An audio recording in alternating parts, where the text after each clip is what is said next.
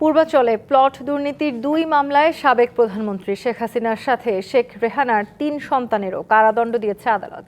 রায়ে শেখ হাসিনার ১০ বছর, টিউলিপ সিদ্দিকের ৪ বছর এবং এক মামলায় আজমিনা সিদ্দিক ও রাদওয়ান মুজিব সিদ্দিকের ৭ বছর করে কারাদণ্ড দেওয়া হয়েছে।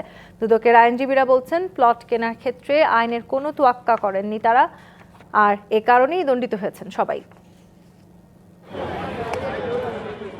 জুলাই গণঅভ্যুত্থানে পট পরিবর্তনের পর আওয়ামী লীগ আমলের অনিয়ম দুর্নীতির অভিযোগ সামনে আসতে থাকে। এই প্রেক্ষাপটে ক্ষমতার অপব্যবহার ও অনিয়মের মাধ্যমে রাজুক পূর্বাচল নতুন শহর প্রকল্পে হাসিনা পরিবারের ১০ কাঠার ৬টি প্লট বরাদ্দ নেয়ার অভিযোগে গত বছরের জানুয়ারিতে ৬টি মামলা করে দুদক।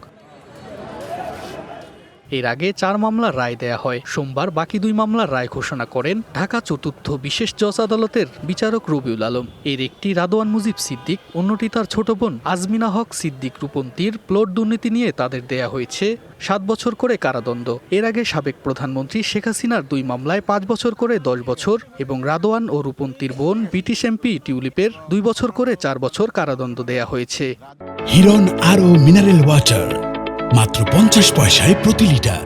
একটি মামলার প্রধান আসামি হচ্ছে আজমিনা সিদ্দিক, আরেকটি মামলার প্রধান আসামি হচ্ছে রাদওয়ান মুজিব সিদ্দিক। এই দুটি মামলাই টিউলিপ সিদ্দিক ২ নম্বর প্রধান আসামি হিসাবে আছেন এবং সাবেক প্রধানমন্ত্রী শেখ হাসিনা ৩য় প্রধান আসামি হিসাবে আছেন।